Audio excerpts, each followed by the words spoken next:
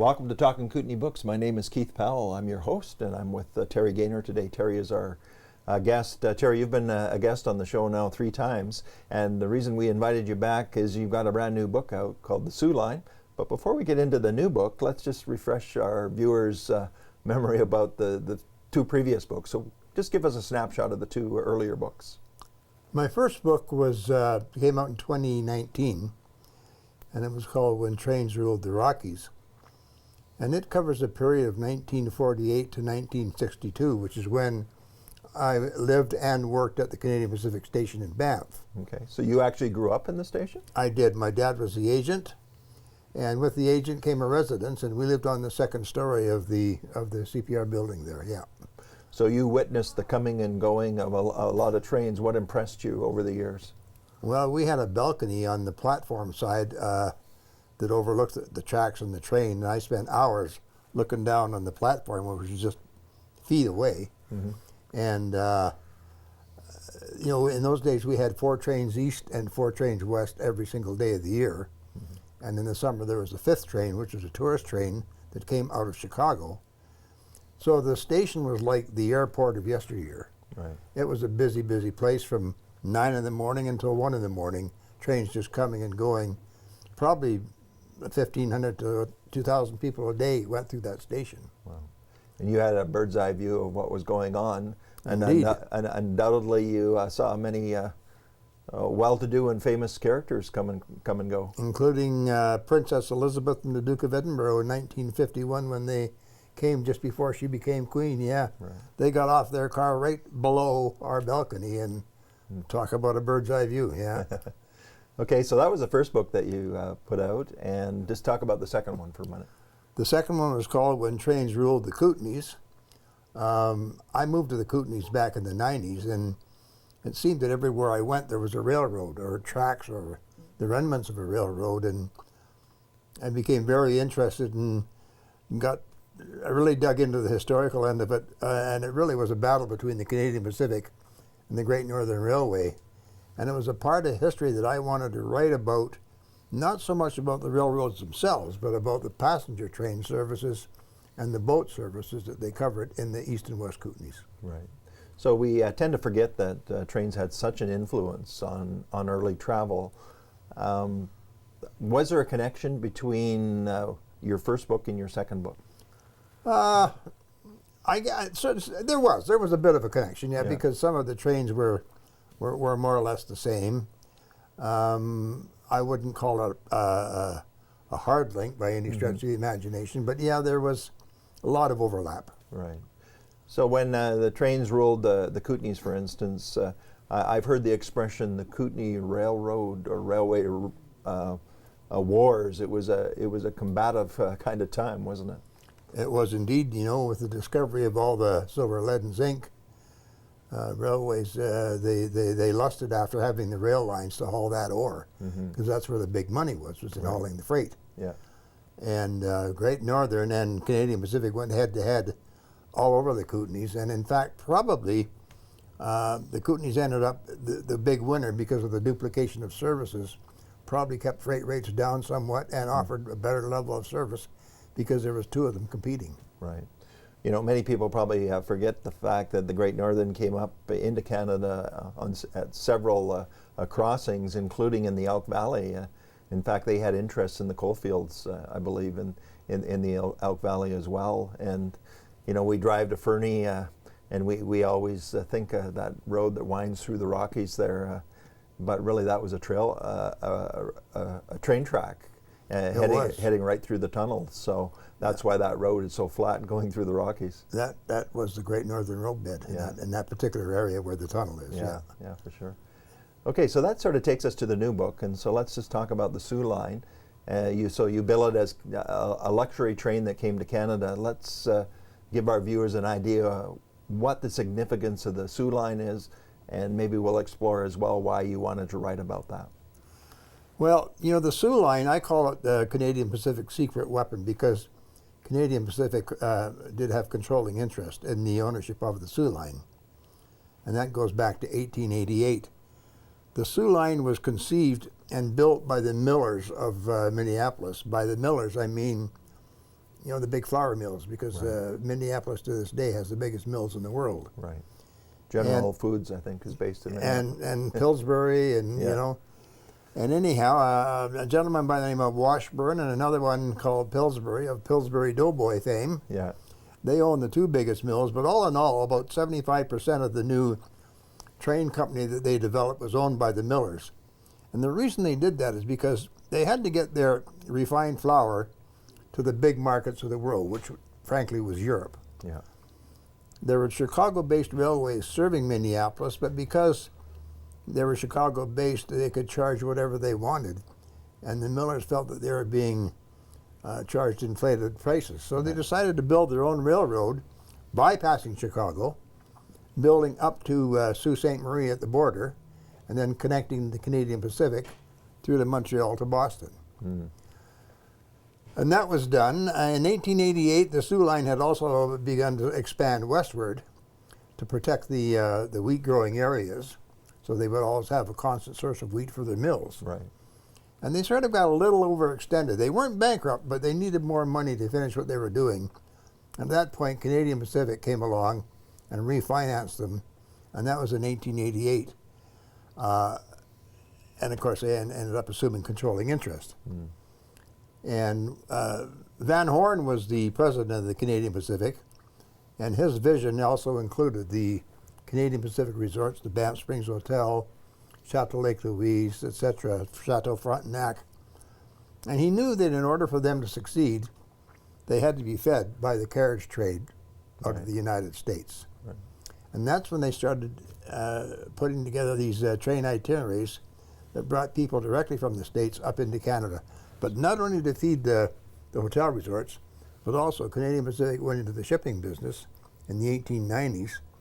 And by 1905, both in the Pacific and in the Atlantic, they were the premier cruising line in the entire world. Right. So it was all interconnected, and they really were looking at ways to, move those passengers in a very efficient way. But the Soo Line was a very luxurious line as well, was it not?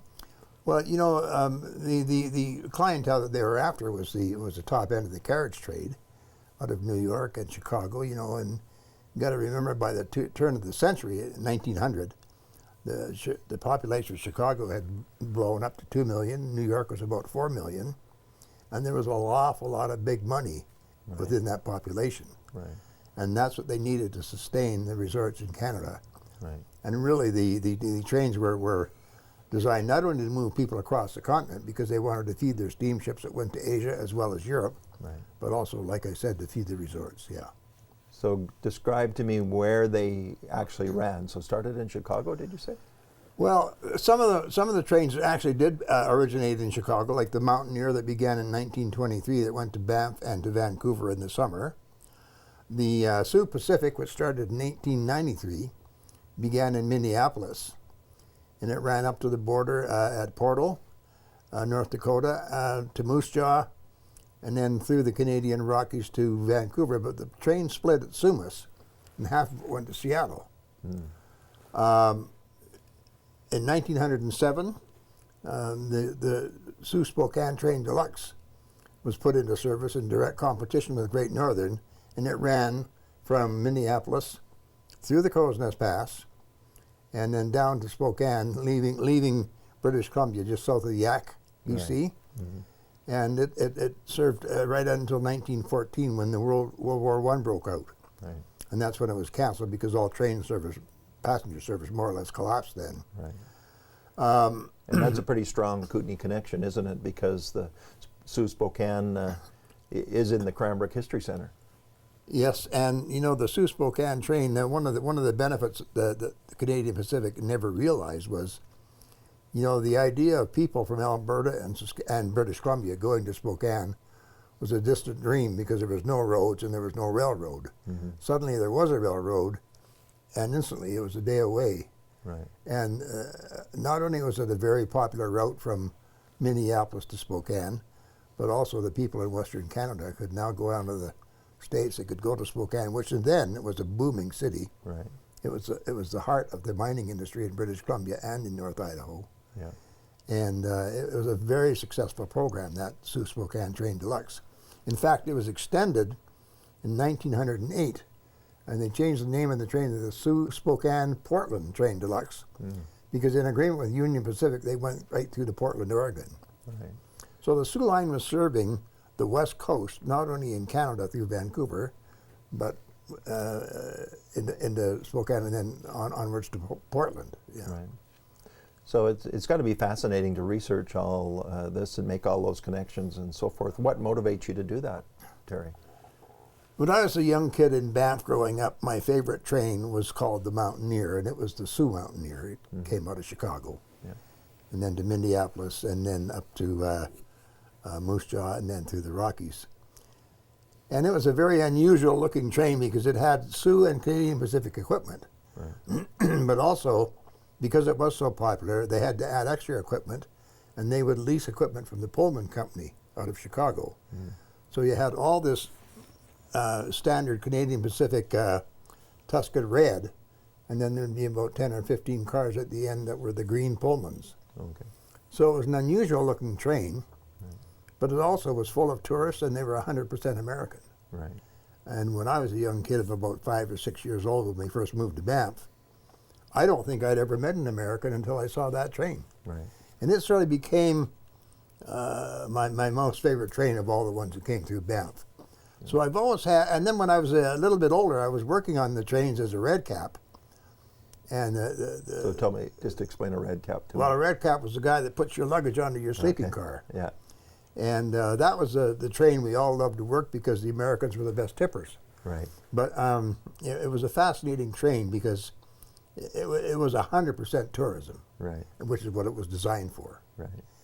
And it ran in the summer, and it mirrored the season of the Banff Springs Hotel. Right. Started in June, and it finished in September. Okay. So, you know, it sort of illustrates to me how important tourism and visitation is. We think of the Kootenays as being a resource area, which obviously it is, very rich in natural resources. But the scenery and the Rocky Mountains, the Banff experience, Lake Louise, and into Kootenay National Park, that had an appeal as well to the American audience, right?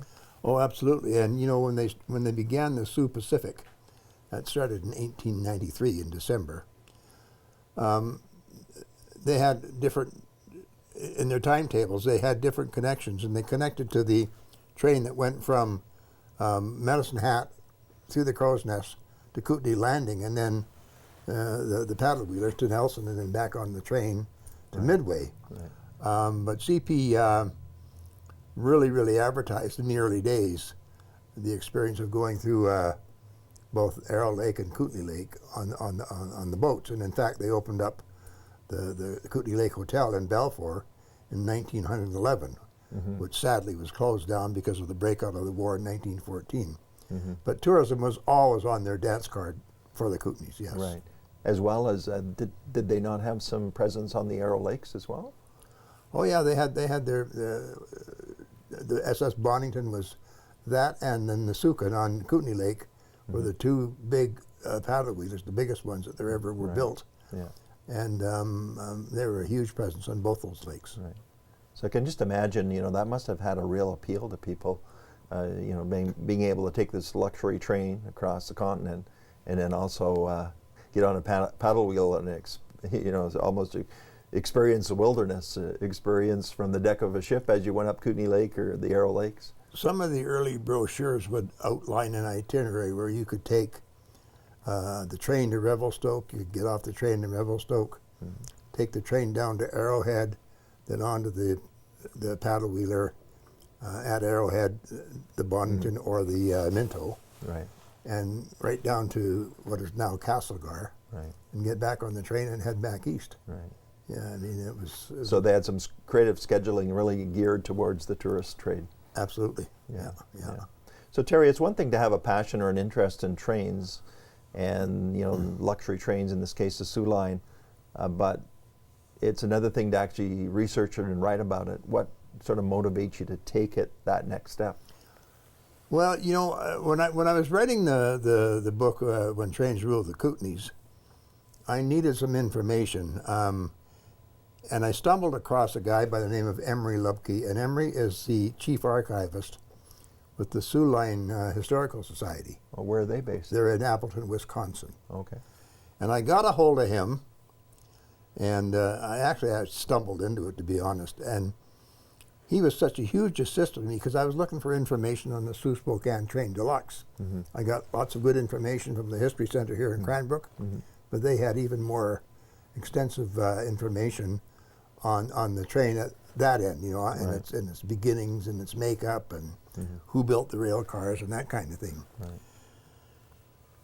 And I got so much information from Emery that I thought, you know, there's another book here, and it's about the Sioux Line, because quite honestly, I wasn't even, as much as I always liked the Sioux Line trains that came into Banff, I didn't have any idea at all Right.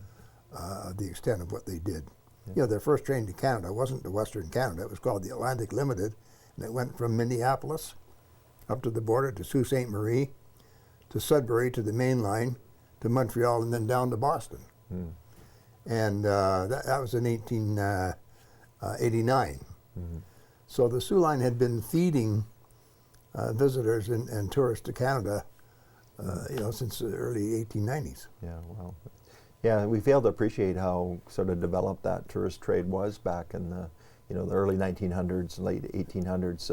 That was, of course, the mode of transportation, but it was not just a utility, it was also a luxury opportunity as well. And Canadian Pacific was the #1 big marketer. I mean, they put Canada on the map more than anybody else, you know. Yeah. And so it was from that Sioux Line connection, I started to learn more and more about it, and I thought, you know, I think there's a book there that people should know about, because I wasn't interested so much in the history of building the Sioux Line as I was about the trains that came to Canada, because they were big. You know, they had daily service to Winnipeg, to Boston and Montreal, out west. For a little railroad, they covered a lot of ground. And they broke a lot of ground, and they set the basis for what we see today. We still have many Americans that come up and visit. In fact, I was just talking to someone when we were recently visiting Minneapolis, and they'd been up to Banff and Lake Louise, and they did an independent tour, and you know, they were blown away with the scenery and the opportunity to get out and you know, do a little bit of hiking and that kind of thing. So that's really what CP was championing, right? That experience, that wilderness experience, that mountain experience. Yeah, and they were CP and the Sioux Line were really slick marketers too. I mean, in their day, they really understood. They were one of the first they were one of the first methods of travel that understood who really made the decisions when it came to vacations. I mean, it was revealed to them by a researcher that they were advertising all wrong, and that the decisions were made by the housewives, even back then, Right. for vacation travel. Right. And they really capitalized on that, and they were way out in front of most other railroads. Right. Yeah, they were pretty sophisticated marketers, and I guess that goes back to Van Horn and the fact that, you know, that he understood that he needed to promote that line if he was going to, you know, make it a success. He stretched that line across Canada, but he did so with a vision. And and we continue to reap the benefits of it today. I just want to talk a little bit about the cover of your book, Terry. You've got the picture of the classic Morant curve on there. So can you just talk about the photographer that took those classic shots for a moment? Nicholas Morant, the curve is named after him because that was one of his trademark images, was the train at that particular location.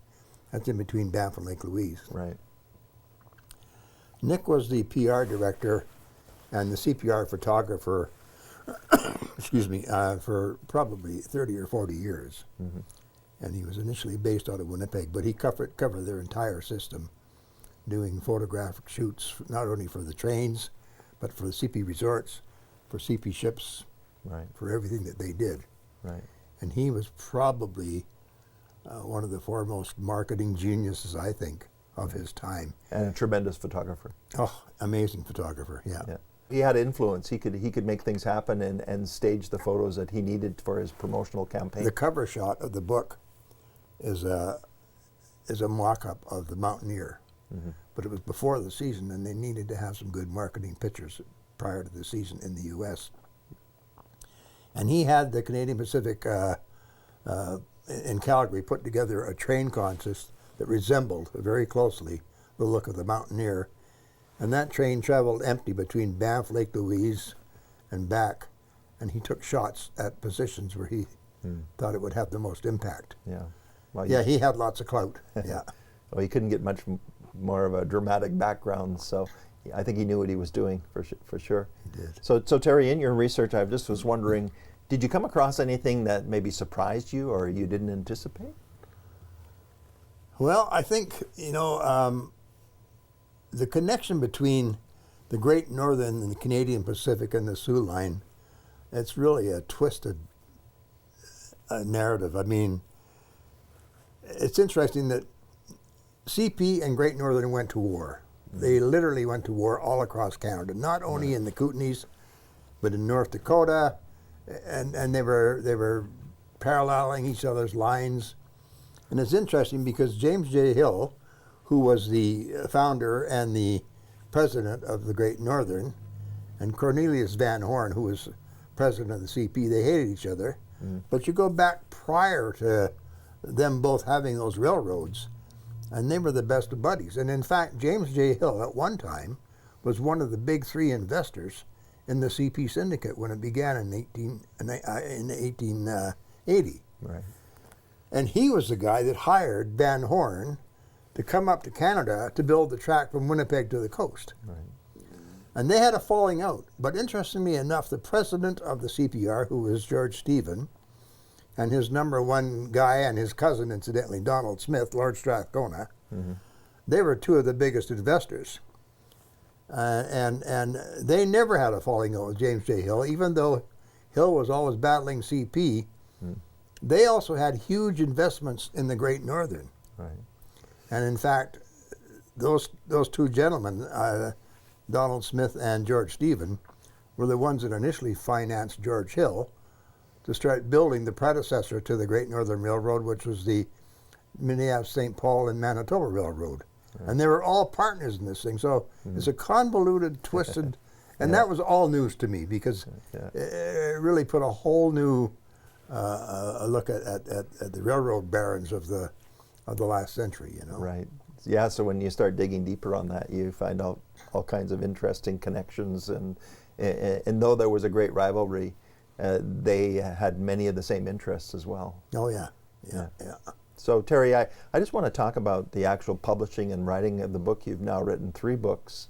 What's your writing style? How do you go about writing your books? Do you do all your research, then write the whole thing, or do you, as you write, do you feel like you need to do additional research? How does that all work? Well, I doubt that I'm a traditional kind of author. Whatever they do, I don't know. But I know that, for instance, with the Soo Line book,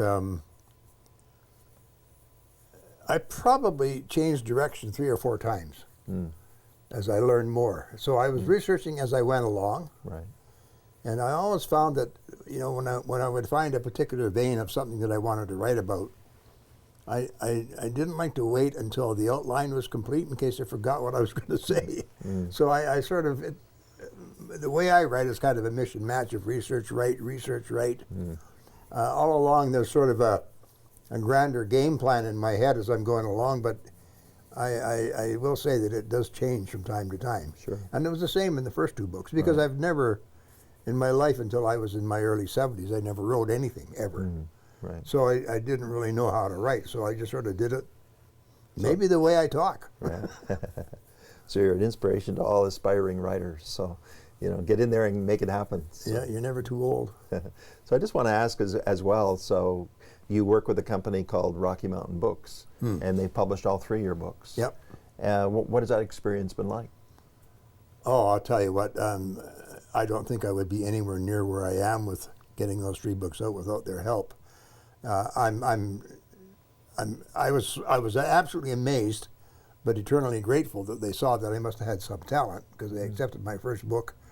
Honestly, and what I was expecting was the pink slip, the big rejection. Yeah.